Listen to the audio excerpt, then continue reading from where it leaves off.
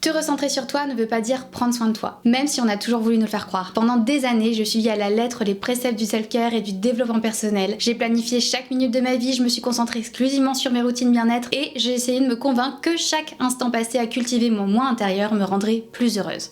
Parce qu'à toujours chercher la nouvelle tendance, la nouvelle solution pour que je me sente enfin bien dans ma vie, j'ai du coup investi énormément de temps dans des pratiques comme le yoga, la méditation, j'ai dévoré des tonnes et des tonnes de livres de dev perso et je m'étais un petit peu enfermée dans une bulle parce que je diversifiais même plus le type de contenu que j'écoutais. Ma playlist elle ressemblait finalement aux playlists de cours de yoga et les podcasts que j'écoutais avaient tous la même ligne édito. Bref, un silo bien fermé du bien-être qui me promettait la clé du bonheur et de l'épanouissement personnel. Spoiler alerte, j'ai jamais trouvé parce qu'en fait la vie elle a un concept bien à elle, c'est qu'elle te roule dessus systématiquement. Et le pire c'est que quand ça t'arrive, quand la vie te roule dessus, on arrive à te rappeler que tu n'es pas responsable de ce qui se passe, en effet, mais tu es responsable de la façon dont tu le gères et de ce que tu ressens. C'est moi qui suis responsable non seulement de ce qui se passe dans ma vie, c'est moi qui suis responsable de ce que je vais faire de ma vie, mais surtout, c'est moi qui suis responsable de comment je me sens. Alors maîtrise tes émotions, petit scarabée, serre les fesses, médite et ça va bien se passer. Bon ok, c'était la minute où je schématisais énormément, mais ça a toujours été quelque chose qui me gênait, alors que pourtant, je le répétais inlassablement.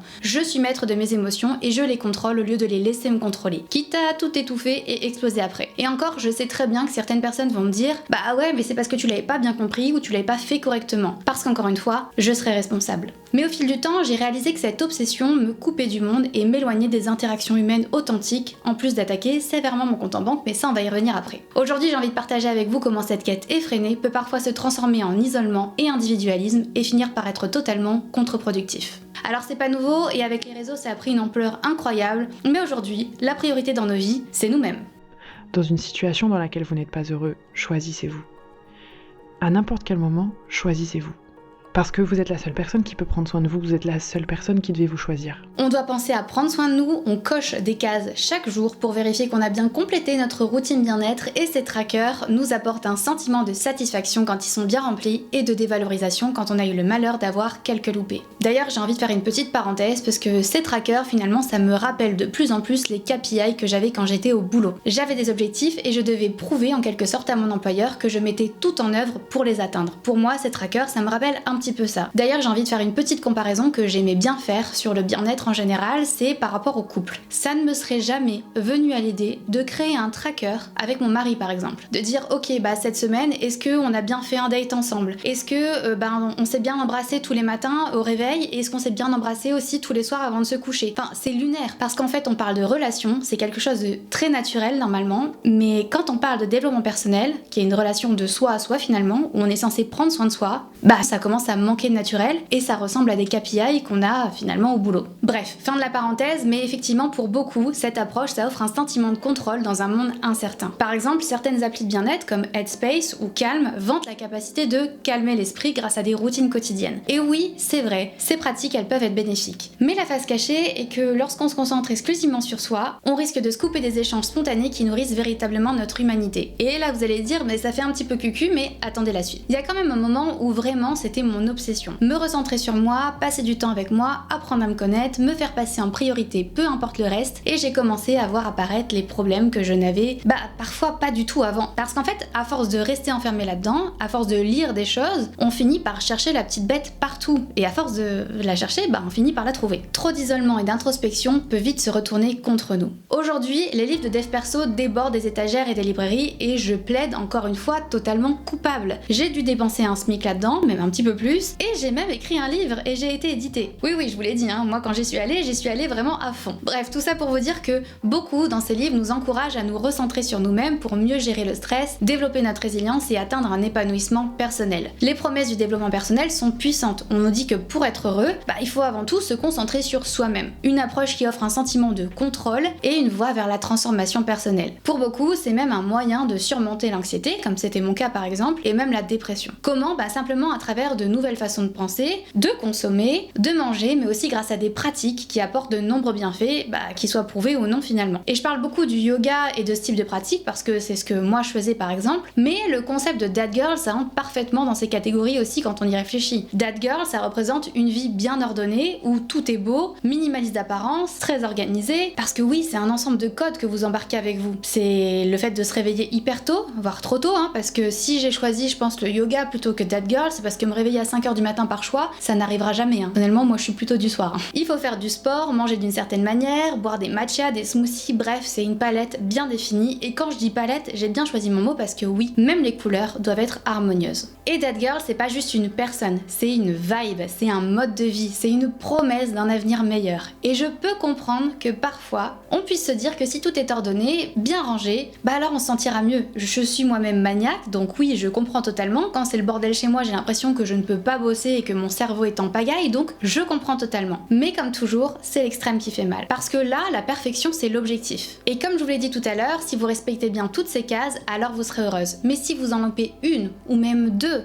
c'est la catastrophe. Résultat, on finit par devenir plus stressée et clairement moins heureuse. Tout à l'heure, je vous disais que j'avais dépensé beaucoup de temps, mais j'ai aussi dépensé beaucoup d'argent. Pour rappel, l'industrie du bien-être, actuellement, elle est évaluée à environ 4,5 trillions de dollars. Rien que ça. Parce que oui, même dans l'univers du yoga ou des pratiques spirituelles, vous allez avoir envie d'acheter un coussin de méditation, le dernier tapis à la mode, des bracelets avec des pierres et même refaire votre garde-robe. Et encore une fois, je plaide coupable à 100%. Mais vous savez pourquoi vous avez envie de tout ça? Parce qu'on a habilement commercialisé l'idée que le bien-être est quelque chose que vous pouvez aussi acheter. Le vrai soin de soi, c'est fixer des limites, c'est savoir dire non, c'est prioriser votre santé mentale et émotionnelle. Et ce n'est pas seulement dépenser pour des choses dont vous n'avez pas besoin. Croire au discours de l'industrie du bien-être, ça peut vous laisser épuiser financièrement sans jamais même traiter véritablement les problèmes que vous tentez de résoudre. À chaque achat d'un nouveau produit essentiel, vous ne dépenserez pas seulement votre argent, mais aussi votre attention, votre énergie et votre temps. Vous entrez dans un cycle sans fin où la satisfaction finalement elle reste hors de portée parce qu'il y aura toujours quelque chose à améliorer et toujours un nouvel objet à acheter. Le véritable problème, c'est qu'aucun produit extérieur ne pourra jamais réparer ce qui se passe à l'intérieur. Et ça, oui, on le sait, mais c'est pas ce qu'on pratique. Et sur le papier, vous allez aussi me dire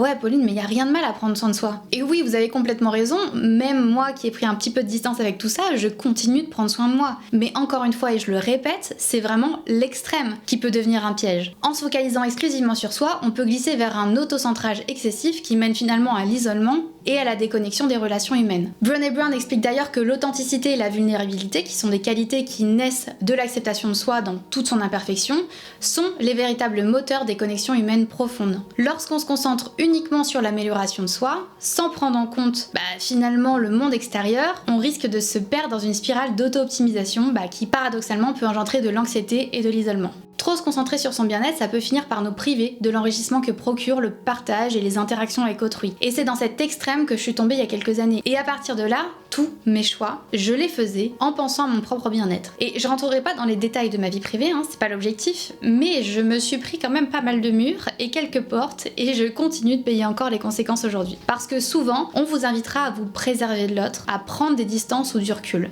Contributing to either my happiness, to my bills, to anything that makes me happy, you're not relevant to me. And if you have an issue with me, you can always call me. You don't have my number, honey, you're not important. I'm sorry. Bref, à vous faire passer avant les autres, parce que c'est la meilleure façon de vous protéger vraiment. Il vaut mieux être seul que mal accompagné, alors c'est valable, oui, mais quand on écoute ces bouquins, tout devient un red flag, même les simples différences ou désaccords qui sont propres finalement à toute relation humaine. L'excès de développement personnel, ça peut conduire à une focalisation excessive sur soi-même quand on consacre toutes ses ressources à se perfectionner. On oublie que l'humain est par nature un être relationnel. Emmanuel Levinas, qui est la base de toute recherche quand on parle de développement personnel et de relations aux autres, rappelle que l'éthique débute par la reconnaissance de l'autre, que notre humanité finalement se construit à travers la rencontre et le regard de l'autre. Et donc se concentrer uniquement sur soi, ça revient à négliger toute notre dimension essentielle de l'existence. Si plus personne ne vous regarde, vous allez même douter de votre existence. C'est ce qui se passe finalement avec les personnes qui sont sans domicile. Ne pas les regarder dans les yeux ou ne pas répondre à leur bonjour, c'est clairement presque les effacer du paysage. On dit d'ailleurs que il faut se regarder dans les yeux par exemple pour s'excuser, parce que c'est le lien le plus fort qu'on puisse avoir, celui qui te reconnecte à une réalité, à l'autre. Sauf que moi je fermais les yeux et je méditais, seule. Et je pensais que ça réglerait tout. Voilà. Des études ont d'ailleurs également montré que l'isolement social est corrélé avec une diminution de l'empathie et une augmentation des comportements narcissiques. Par exemple, Twain J. Campbell évoque dans The Narcissism Epidemic, je vais y arriver, comment l'individualisme exacerbé et la recherche incessante de validation peuvent accroître finalement des traits narcissiques au détriment des relations sincères. J'aime être seul. En toute honnêteté, j'aime beaucoup la compagnie. Je suis humain. J'aime être entouré de ma famille comme de mes amis. Mais le groupe social, d'une manière générale, est un très grand mélange qui amène inévitablement à une retenue, dans laquelle chacun doit abandonner certaines de ses qualités, de ses manières d'être, afin de se rabaisser mutuellement vers une seule façon d'être, qui est insipide parce qu'elle est une manière d'être qui correspond à tous. On finit par zapper l'authenticité pour adopter des comportements ou une image qui sera validée et valorisée, même si ça revient à nous mentir à nous-mêmes et à mentir aux autres. L'autocentrage, du coup, ça peut non seulement nuire à notre équilibre personnel, mais aussi à notre capacité à établir des liens profonds et authentiques. À vouloir trop finalement nous recentrer sur nous-mêmes, on va finir par tellement aimer être seul qu'on se sentira bien uniquement comme ça. Quelle est la chose la plus dure que j'ai faite en 2024 ? M'isoler. Ouais. Et du coup ne pas être assez avec mes proches. C'est un peu déprimant comme réponse. Non, mais c'est une réponse qui t'appartient. Pourquoi ? Moi j'ai envie de te poser la question, pourquoi t'as besoin de t'isoler ? C'est un besoin qui me permet de me recentrer, c'est une forme d'introspection et je dirais de réflexion pour me recentrer sur moi.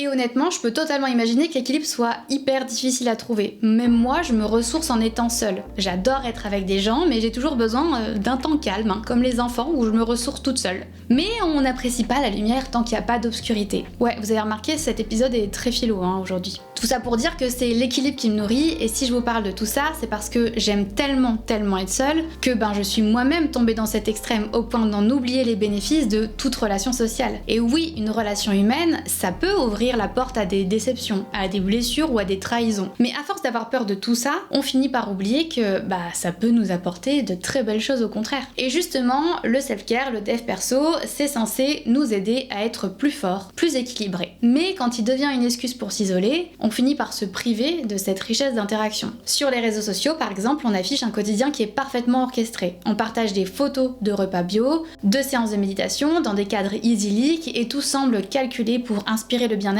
et montrer notre bonheur aux autres. Et pourtant, je pense que vous serez pas étonnés si je vous disais que beaucoup, derrière toute cette façade, se sentent complètement déconnectés. Parce que la quête de perfection, elle laisse aucune place à l'imperfection, à la spontanéité. Tout ça donne envie, mais paraît extrêmement inaccessible. On voit un post, on veut la même chose, on veut le vivre au final, et quand ça arrive, on se rend compte que c'était pas si dingue en fait. Parce que sur les réseaux, c'est assez drôle parce que tout le monde finit par se ressembler en suivant les mêmes tendances, mais en restant chacun dans leur coin. On fait tous les mêmes choses, mais seuls. Et tout ça, vous allez me dire, oui, mais bon, ça va, on en prend conscience, on sort de l'isolement, et ça n'a aucun impact sur le long terme. Oui, ça pourrait. Sauf que toute cette tendance que l'on pratique tous plus ou moins, se traduit souvent par une diminution de l'écoute, de la compassion et de l'empathie. Des notions qui, aujourd'hui, je pense que vous êtes d'accord avec moi, sont primordiales pour comprendre l'autre et évoluer ensemble, et nous promettre un avenir qui est pas trop merdique, parce qu'en fait, ça part déjà assez en cacahuète comme ça. Ce qui est prôné aujourd'hui comme une méthode pour atteindre le bien-être peut aussi mener à une forme d'isolement émotionnel. À aucun moment, un individu ne doit avoir une autre personne que lui au centre de sa vie. À aucun moment. Tu peux être marié, tu peux être parent, tu peux être qui tu veux. Moi, aujourd'hui, du haut de mon expérience à moi, je suis intimement convaincu que quand on sort du centre de sa vie, on court au-devant de grands dangers. L'usage intensif de la technologie, associé à une recherche obsessionnelle de soi, peut réduire la qualité des interactions face à face et altérer notre capacité à engager des conversations authentiques. Ça me fait d'ailleurs penser à ce reportage de Zone Interdite, je sais pas si vous l'avez vu, sur l'utilisation des écrans chez les ados aujourd'hui, mais leurs interactions sociales ont été divisées par 4. Elles sont passées de 2h30 par jour à notre époque, enfin mon époque, il y a 20 ans, à 40 minutes seulement. On va finir par ne plus savoir comment gérer une relation sociale parce qu'on se fait passer en priorité, mais en plus, on subit l'addiction aux écrans. Et tout ça, tout est mélangé dans une époque où pourtant on est en constante appréciation de l'autre via les réseaux. Donc on s'isole, mais on se confronte toujours aux avis des autres. Nous avons besoin de la présence de l'autre pour être pleinement humain. Se recentrer sur soi sans s'ouvrir aux autres, c'est risquer de devenir des îles isolées dans un océan d'individualisme. Et je suis d'accord, c'est important de nuancer tout ça, de toute façon j'aime pas vous laisser sur des ambiances un petit peu négatives tout ça, hein. Mais certaines pratiques permettent réellement de prendre soin de soi et de notre santé mentale et physique. Mais pour que tout ça soit finalement bien équilibré, il faut que ça inclue également l'ouverture aux autres. Être authentique, ça signifie accepter nos imperfections, partager nos vulnérabilités, même si c'est pas toujours simple, parce que c'est dans l'honnêteté que se construisent les liens solides et durables. Plutôt que de s'isoler derrière un mur de pratiques individualistes, je pense qu'il faut pas oublier d'intégrer des moments d'échange et de dialogue dans nos routines. Moi, il y a des moments où ça m'arrivait de ne pas parler à une seule personne de la journée, autre que moi-même. Oui, je parle toute seule, mais je suis sûre que je suis pas la seule. Personnellement, j'ai appris du coup à réajuster mes priorités. J'ai compris que prendre soin de soi, ça signifie pas s'isoler, mais plutôt se ressourcer pour mieux partager avec les autres. Et d'ailleurs, si vous voulez pas mal de tips au quotidien, n'hésitez pas à me suivre sur Insta parce que c'est le réseau où je suis le plus présente et c'est là où je partage finalement tout mon cheminement. Et au final, depuis que j'ai une approche qui est plus équilibrée, le self-care, ça devient un levier pour enrichir mes relations plutôt que de m'isoler. Parce que vous n'avez pas besoin de choisir entre prendre soin de vous et être en contact avec le monde. Ces deux dimensions, elles peuvent se nourrir mutuellement. Je vais m'arrêter là parce que sinon cette vidéo va durer pendant des heures et encore, je crois que j'ai dit 1/10 de ce que j'avais sur le cœur. Oui. C'est sur le cœur. Hein. J'espère en tout cas que cette vidéo vous a plu. Je finirai du coup avec les mots du docteur Brené Brown, encore une fois, qui a découvert que le perfectionnisme n'est pas la même chose que de viser l'excellence. Le perfectionnisme, c'est en réalité un bouclier qu'on utilise pour nous protéger des jugements et de la honte. C'est un bouclier lourd et il vous protège pas. Il vous empêche juste d'être vu pour ce que vous êtes réellement. Il vous empêche de vous connecter. Il vous empêche d'être authentique et de reconnaître que vous êtes digne juste tel que vous êtes. J'aime être seule, mais je hais la solitude. Ce que je veux dire, c'est que je ne veux pas être seule dans ma vie, dans mon monde, dans mon cœur et dans mon âme. Surtout pas. Moi, ce que j'aime, c'est une sorte de solitude choisie. Un genre de parenthèse, d'immersion en moi-même. Un doux moment suspendu où je m'entends penser. Tu vois de quoi je parle ? Cette solitude-là, elle a un début et une fin. En tout cas, si vous avez peut-être déjà vécu la même chose que moi dans votre rapport et votre cheminement dans le dev perso, dites-moi un petit peu où est-ce que vous en êtes, ça m'intéresse énormément. Et d'ailleurs, en parlant de choses qui m'intéressent énormément, c'est que j'ai fait pas mal de recherches quand même pour nourrir cette vidéo et je suis tombée sur des méga pépites encore une fois et donc je vous les mets en barre d'infos parce que ce sont des vidéos qui retracent un peu plus les origines du développement personnel. Il y a toute une vidéo aussi sur le mindset de la pensée positive avec le livre de Lena Situation, etc. Elle était incroyable, donc n'hésitez pas. Merci d'avoir regardé la vidéo jusqu'ici, n'hésitez pas à me faire un petit mot en commentaire ou à vous abonner parce que vraiment je reprends du poil de la bête avec YouTube. J'essaye de construire des vidéos qui sont de plus en plus recherchées, donc vraiment c'est le meilleur soutien d'avoir un petit mot de votre part, ça me fait toujours plaisir et puis c'est gratuit, ça soutient énormément, donc n'hésitez pas et merci à ceux qui le feront. Sur ce, je vous dis à la prochaine et surtout prenez soin de vous. Enfin, prenez soin de vous, hein. Pas trop non plus, hein. Enfin, vous avez compris, hein. Enfin, prenez soin de vous quoi.